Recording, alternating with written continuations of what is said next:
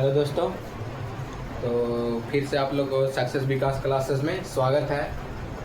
तो हम आशा करते हैं कि आप लोग ठीक होंगे, स्वस्थ होंगे और अपने तैयारी में अच्छे तरीके से लगे होंगे। तो फिर से हम आप लोग को बता दें कि मेरा नया यूट्यूब चैनल है, तो आप लोग सपोर्ट ज़रूर कीजिए ताकि हम ऐसा ही आप लोग के लिए वीडियो बनाकर लाते रहें। तो देखिए, अगर आप इस चैनल पर नए हैं तो चैनल को सब्सक्राइब जरूर कर लीजिएगा। हम आप लोग से बार बार निवेदन कर रहे हैं। देखिए, जैसे आप लोग को पिछले वीडियो में बताए थे कि विलोपन विधि से कुछ समीकरण कुछ अर्थ दिया हुआ था, लैंग्वेज में दिया था, उसको इक्वेशन बनाकर उसको विलोपन विधि से कैसे हल करना था। तो वो चीज़ हम आप लोग को एक्सरसाइज हम बताए थे। तो देखिए, इसमें अगले एक्सरसाइज में है, कह रहा है कि निम्न रैखिक समीकरण में अद्वितीय हल है, उस स्थिति में प्रजगुणन विधि से हल करना। किस विधि से हल करना?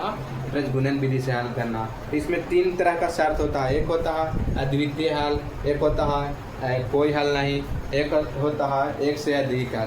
तो देखिए, पहले इस स्थिति को कैसे जाना जाता है। इस स्थिति को पहले जानने के लिए हम आप लोग को यहाँ पे देखिए बता रहे हैं कि इसको पहले कैसे जानेंगे। अगर A1 बटा A2 बराबर B1 बटा B2, A1 बटा A2 बराबर B1 बटा B2, अगर दोनों में से अगर कोई बराबर नहीं रहेगा तो कौन हल होगा? अद्वितीय हल होगा। कौन हल होगा? अद्वितीय हल होगा। अद्वितीय हल होगा। कौन हल होगा? अद्वितीय हल होगा। यानी जो रेखा होगा वो क्या होगा? प्रतिच्छेदी रेखा होगा। क्या होगा? प्रतिच्छेदी रेखा होगा। अगर A1 बटा A2 बराबर B1 बटा B2 not equal to C1 बटा C2, अगर A1 बटा A2 not equal to B1 बटा B2 रहेगा तो कौन हल होगा? अद्वितीय हल होगा।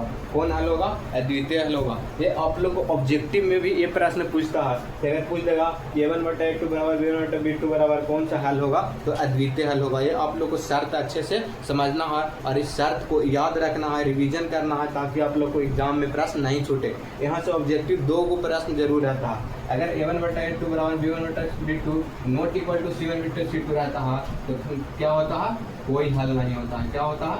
कोई हल नहीं होगा। कोई हल नहीं होगा। अगर ऐसा शर्त रहेगा तो इसमें क्या होता है? कोई हल नहीं होगा। A1 बटा A2 B1 बटा B2 not equal to C1 बटा C2, यानी A1 बटा A2 B1 बटा B2 बराबर रहता है, लेकिन C1 बटा C2 बराबर नहीं रहता है, तो क्या होता है? कोई हल नहीं होता है। क्या होता है? इसमें जो समीकरण बनता है, ये ग्राफ बनता है, वो क्या बनता है? समानांतर बनता है। क्या बनता है? समानांतर बनता है। एक और शर्त होता है, 3 शर्त होता है। 3 शर्त को आप लोग को ध्यान में रखना है। A1 बटा A2 बराबर B1 बटा B2 बराबर C1 बटा C2, अगर तीनों बराबर होता है तो क्या होता है? एक से अनेक हल। एक से अनेक हल। एक से अनेक हल। एक से अनेक हल, यानी एक से अधिक हल हो सकता है। क्या होता है? एक से अधिक हल होता है। इसका ग्राफिक जो होता है वो क्या होता है? संपाती होता है। क्या होता है? संपाती होता है। क्या होता है? संपाती होता है। तो देखिए, A1 बटा A2 not equal to B1 बटा B2 कौन सा हल होगा? अद्वितीय हल होगा। कौन होगा? अद्वितीय हल होगा। इसका जो ग्राफ बनता है वो क्या होता है? प्रतिच्छेदी बनता है। उसी तरह से A1 बटा A2 बराबर B1 बटा B2 not equal to C1 बटा C2 रहेगा तो कौन सा हल होगा? कोई हल नहीं होगा। क्या होगा? कोई हल नहीं होगा। उसी तरह से A1 बटा A2 B1 बटा B2 बराबर C1 बटा C2 तीनों बराबर होगा तो अपरिमित रूप से एक से अधिक हल होगा। एक से अधिक हल होगा। अपरिमित रूप से एक से अधिक हल होगा। क्या होगा? एक से अधिक हल होगा। तो देखिए, इसको आप लोग को ध्यान में रखना है, तभी आप लोग प्रश्न बना सकेंगे। जैसे पहला में कह रहा कि अगर अद्वितीय हल होगा, कह रहा कि यदि अद्वितीय हल होगा उसी स्थिति में हम ब्रजगुणन विधि से बनाएंगे। अगर अद्वितीय हल नहीं होगा तो हम ब्रजगुणन विधि से नहीं बनाएंगे। जब अद्वितीय हल हो जाएगा तब यहाँ पे देखते हैं। पहले आप लोग इस समीकरण को देखिए, तो क्या कह रहा कि A1 बटा A2 बराबर B1 बटा B2 बराबर C1 बटा C2, यही होता है। तो देखिए, A1 कितना है? A1 है जो 1 है, और बटा में कितना है? 3 इज इक्वल टू -3, बटा में कितना है? -9 बराबर कितना है? -3 -2। ये जो है क्या है? ए से कट गया, ए से कट गया, ये जो है बराबर नहीं है, यानी ये जो है क्या है, बराबर नहीं है, क्या है, बराबर नहीं है, यानी A1 बटा A2 not equal to B1 बटा B2, A1 बटा A2 is not equal to B1 बटा B2, A1 बटा A2 is not equal to B1 बटा B2। 3 3 के 9, सॉरी यहाँ पे देखिए, यहाँ पे थोड़ा सा गलती कर दिए हैं। क्या गलती कर दिए हैं, ये तो देखिए पहले A1 बटा A2 B1 बटा, पहले लिखिए A1 बटा A2 B1 बटा B2 C1 बटा C2। यहाँ पे देखिए 3 3 के 9 क्या हो रहा है, काट रहा है, यानी 1 बटा 3 बराबर 1 बटा 3 नॉट इक्वल टू 3 बटा 2, यानी देखिए 2 गो है जो बराबर आ रहा है और 1 गो है जो बराबर नहीं आ रहा, यानी A1 बटा A2 बराबर B1 बटा B2 है, लेकिन C1 बटा C2 जो है बराबर नहीं है।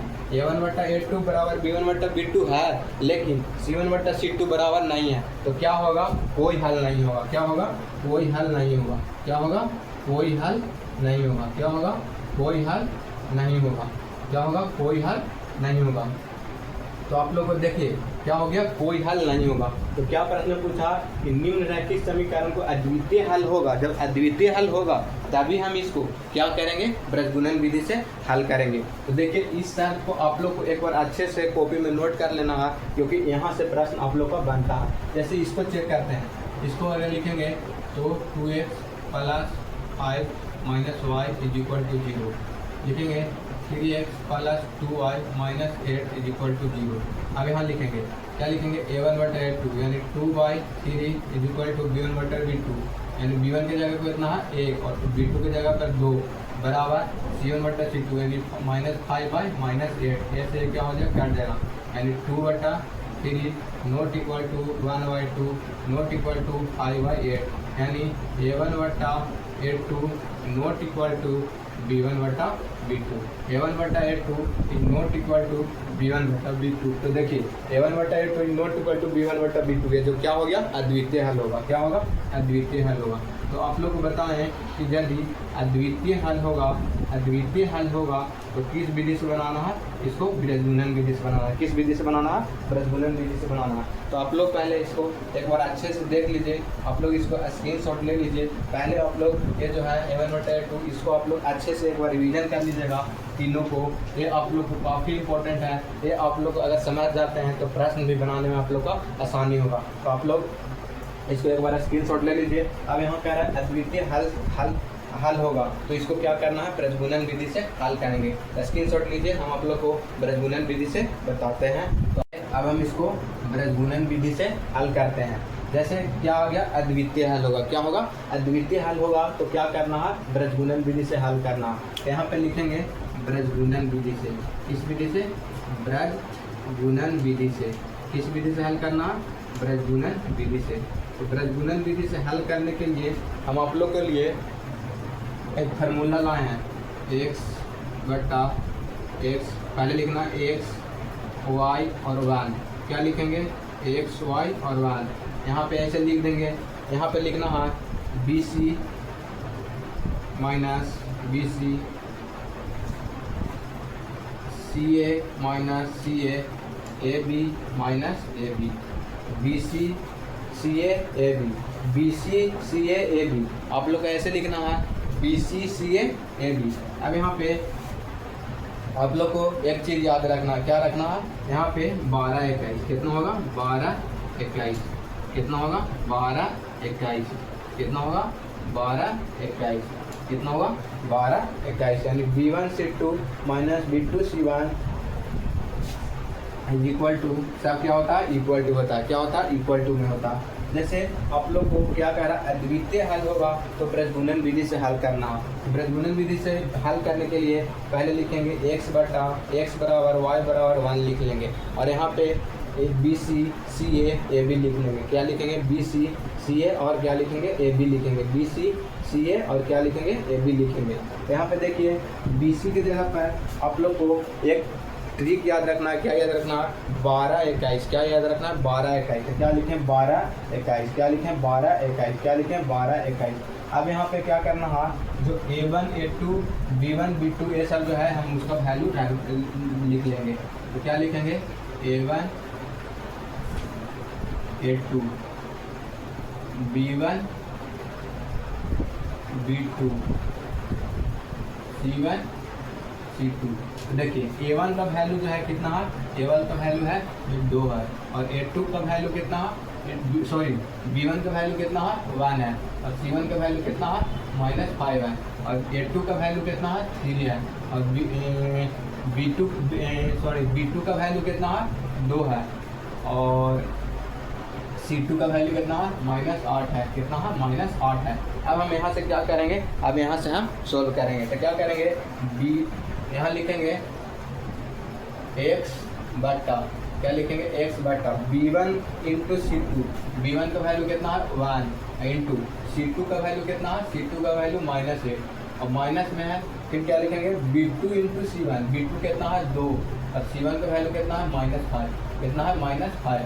अब यहाँ पे लिखेंगे क्या y बटा क्या लिखेंगे C1 A2, C1 का वैल्यू कितना है, C1 का वैल्यू -5, और A2 का वैल्यू कितना है, A2 का वैल्यू 3, और फिर क्या लिखेंगे माइनस, फिर क्या है C2 A1, C2 का वैल्यू कितना है, C2 का वैल्यू -8, क्या है -8, और A1 का वैल्यू कितना है गुने 2, और बराबर में क्या लिखेंगे 1, और y में क्या लिखेंगे बटा, यानी फिर 1 बटा में क्या लिखेंगे A1 B2, A1 का वैल्यू कितना है 2, और B2 का वैल्यू कितना है 2, माइनस में क्या लिखेंगे A2 B1, A2 का वैल्यू कितना है, A2 का वैल्यू 3, और B1 का वैल्यू कितना है 1, B1 का वैल्यू कितना है 1। अब यहाँ पे कुछ नहीं किए हैं, पहले BC minus BC CA minus CA AB minus AB लिख दिए। उसके बाद 12 21 आप लोग को एक ट्रिक लगाना है, क्या लिखना है 12 21 लिख के जो AB A1 A2 B1 B2 C1 C2 है उसका वैल्यू यहाँ पे लिख देंगे,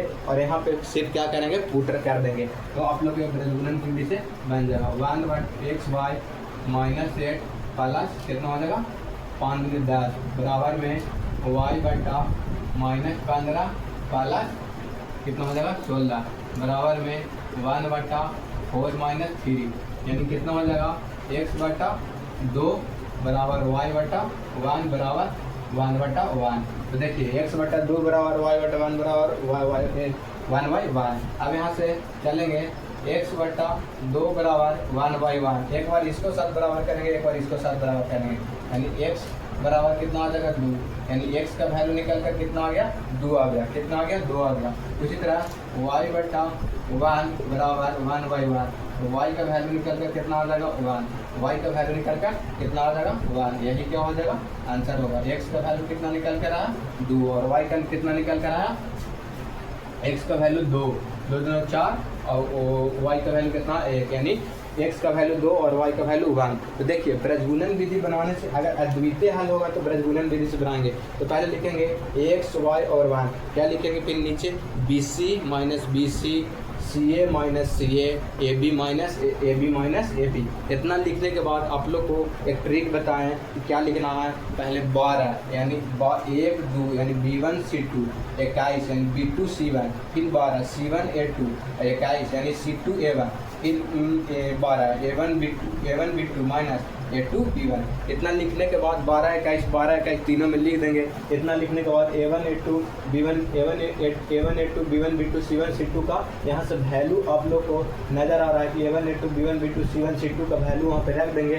रखने के बाद इसको मैं सिर्फ जहाँ जहाँ वो रख देंगे और सॉल्यूशन करेंगे तो x और y का वैल्यू निकल कर चल आएगा। तो हम आशा करते हैं कि आप लोग ब्रजगुणन विधि सीख गए होंगे और आप लोग अच्छे से इसको समझ गए होंगे, और आप लोग इसको एक बार स्क्रीनशॉट ले लीजिए।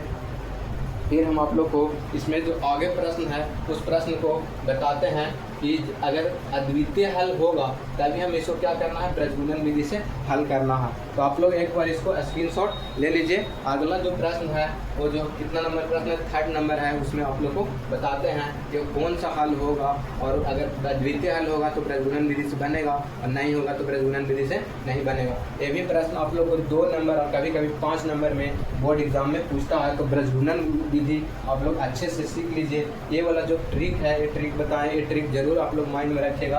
इस ट्रिक से आप लोग को ब्रजगुणन विधि, देखिए विलोपन विधि बता दिए, प्रतिस्थापन विधि बता दिए और ब्रजगुणन विधि बता दिए। ये तीनों विधि आप लोग अच्छे से जरूर एक बार सीख लीजिएगा।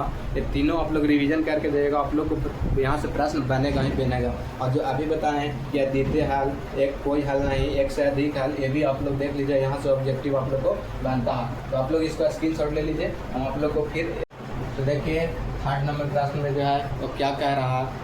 फिर से पहले क्वेश्चन बनाने से पहले आप लोग को बता दें कि अगर आप लोग इस चैनल पर नए हैं तो चैनल को सब्सक्राइब ज़रूर कर लीजिएगा और बेल आइकन दबा लीजिएगा। और जो भी आपके आसपास में हैं भाई बहन छोटा, जो आप क्लास 10th का तैयारी कर रहे हैं, 2027 में एग्ज़ाम देना चाहते हैं और मैथ में अच्छा अंक प्राप्त करना चाहते हैं, तो एक बार वो वीडियो को ज़रूर उनको तक पहुँचा दीजिएगा, क्योंकि वीडियो को देखकर वो अपनी तैयारी में और बेहतर कर सकेंगे। देखिए 3rd नंबर प्रश्न जो है क्या कह रहा है, 3x minus 5y minus 20, 6x minus 10y, 3x minus 5y minus 20 बराबर 0, 6x माइनस 10y माइनस 40 बराबर 0। समीकरण फर्स्ट, समीकरण सेकेंड। अब यहाँ पे क्या करेंगे, इसको चेक करेंगे पहले। 3/6 बराबर माइनस 5y माइनस 10 बराबर माइनस 20 माइनस 40। तो देखिए 3 दूनी 6 कट जाएगा, 5 दूनी 10, ये भी कट जाएगा, 20 दूनी 40, यानी 1/2 बराबर 1/2 बराबर 1/2, यानी A1/A2 बराबर B1/B2 बराबर C1/C2। देखिए A1/A2 बराबर B1/B2 बराबर C1/C2, यानी तीनों A1/A2 बराबर हो गया, B1/B2 बराबर हो गया, तीनों C1/C2 बराबर हो गया। अगर तीनों बराबर होगा तो हम आप लोग को, तो पीछे आप लोग को जरूर एक बार कॉपी खोल कर देखेगा। जब तीनों बराबर होता है तो कौन सा हल होता है, अपरिमित रूप से अनेक हल होता है। क्या होता है, अपरिमित रूप से अपरिमित रूप से अनेक हल होगा, यानी एक से अधिक हल, अनेक हल होगा, एक से अधिक हल होगा। तो देखिए क्या कह रहा है, अपरिमित रूप से अनेक हल होगा, यानी एक से अधिक हल होगा। तो फ्यूचर में क्या कह रहा है, अद्वितीय हल रहने पर, क्या रहने पर, अद्वितीय हल की स्थिति में ही ब्रजगुणन विधि से हल करना। तो अपरिमित रूप से अनेक हल होगा, तो इसको हमको इतना ही पर छोड़ देना। यही क्या हो गया, आंसर हो गया। यही क्या हो गया, आंसर हो गया। उसी तरह से अगर हम 4th नंबर प्रश्न देखें तो 4th नंबर प्रश्न में क्या करा, x माइनस 3y माइनस 7 बराबर 0। यहाँ से अगर सोल्व करते हैं तो 1/3 बराबर माइनस 3/3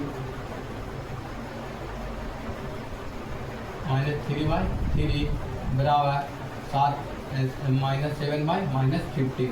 अब यहाँ पे देखिए 1/3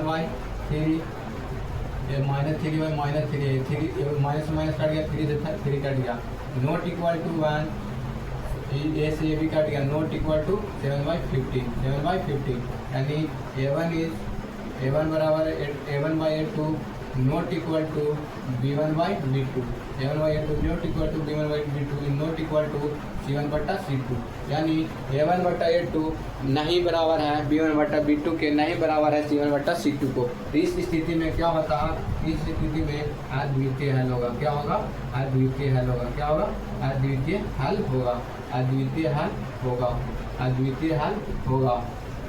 क्या होगा, अद्वितीय हल होगा। क्या होगा, अद्वितीय हल होगा। तो आप लोग देखिए, अगर अद्वितीय हल होगा तो किस विधि से करना है, ब्रजगुणन विधि से करना है। तो यहाँ पे अगर अद्वितीय हल होगा तभी हमको ब्रजगुणन विधि से हल करना है। किस विधि से करना है, ब्रजगुणन विधि से हल करना है। अब यहाँ पे लिखेंगे ब्रजगुणन विधि से, क्या लिखेंगे, ब्रजगुणन विधि, ब्रजगुणन विधि, इस विधि से, ब्रजगुणन विधि से क्या लिखेंगे, ब्रजगुणन विधि से, क्योंकि हम जानते हैं, क्या जानते हैं, क्योंकि हम जानते हैं, क्या जानते हैं, x/BC minus BC minus BC, BC minus BC, y/BC CA बराबर 1/AB minus AB minus AB। अब यहाँ पे क्या करेंगे, अब यहाँ पे देखिए क्या करेंगे, क्या बताया था आप लोग को ट्रिक, 12 यानी 1 2 2 1 1 2 2 1 1 2 2 1 1 2 2 1। क्या बताए थे 12 21। क्या लिखे 12 21। ये फार्मूला लिख दिए। जैसे आप लोगों को क्या करना है, B C minus B C, C one C, B C minus B C, C A minus C A और A B minus A B पहले लिख देना। फिर उसके बाद क्या करना है, यहाँ पे 12 और 21 बैठा देना है। यानी 12 लिखे 1 2 21 2 1, 12 1 2 21 2 1, 12 1 2 21 2 1 लिख दिए। अब यहाँ से क्या करना है, A1 A2 B1 B2 और C1 C2, ये तीनों का क्या करना है, यहाँ पे वैल्यू लिख लेना है। A1 का वैल्यू कितना है 1 और A2 का वैल्यू कितना है 3 और B1 का वैल्यू कितना है, B1 का वैल्यू देखा जाए तो कितना है -3, कितना है -3 और B2 का वैल्यू भी कितना है -3 और C1 का वैल्यू कितना है -7 और C2 का वैल्यू कितना है -15। अब यहाँ से अगर हम सोल्व करते हैं तो देखिए सोल्व करेंगे तो x बटा एक B1 की जगह पर कितना लिखेंगे -3 और C2 की जगह पर कितना लिखेंगे -15। कितना लिखेंगे -15। कितना लिखेंगे -15। अब यहाँ पे क्या है B2 -15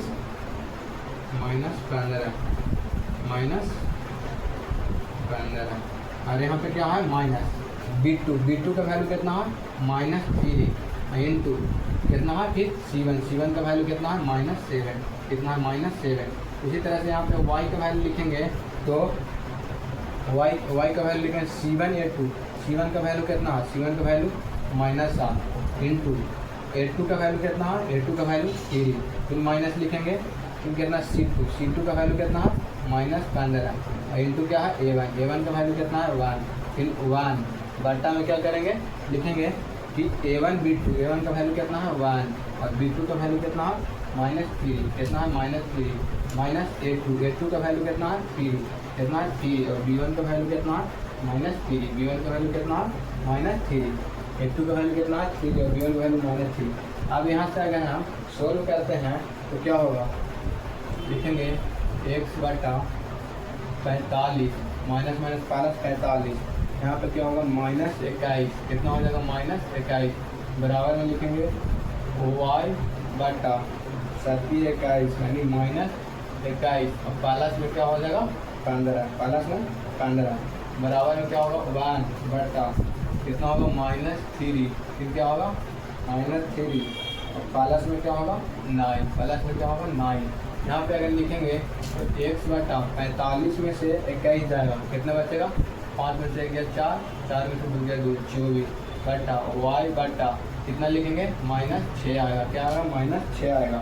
अगर 1 बटा कितना लिखेंगे 9 में से 3 जाएगा तो 6 बचेगा। तो अगर एक बार हम x बटा 24 बराबर में 1 बटा 6 को लेकर चलते हैं तो क्या हो जाएगा 6x बराबर 24, तो 6 चौक 24 x का वैल्यू कितना आ जाएगा 4, x का वैल्यू कितना आ रहा है 4। उसी तरह से अगर हम एक बार y को लेकर चलते हैं, एक बार किसको लेकर चलेंगे तो y को, तो y बटा -6 बराबर 1/6 यानी 6y बराबर -6, y से y कट 6 से 6 कट जाएगा, y का वैल्यू कितना आ जाएगा -1, y का वैल्यू कितना आ जाएगा -1, x का वैल्यू कितना आया 4, x का वैल्यू कितना आया 4 और y का वैल्यू कितना आया -3।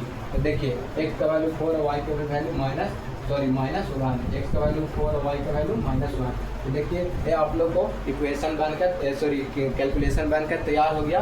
इसको ब्रजगुणन विधि से इसी तरह से बनाएंगे। तो आप लोग थोड़ा सा भी माइनस प्लस में अगर गलती करते हैं तो आप लोग को प्रश्न होने का बहुत आसान का बना रहता है। तो आप लोग ब्रजगुणन विधि को अच्छे तरीके से सीख लीजिए और आप लोग इस बार एक बार इसका स्क्रीनशॉट ले लीजिए और आप लोग इसको कॉपी में नोट कर लीजिएगा और अच्छे से रिवीजन कर लीजिएगा।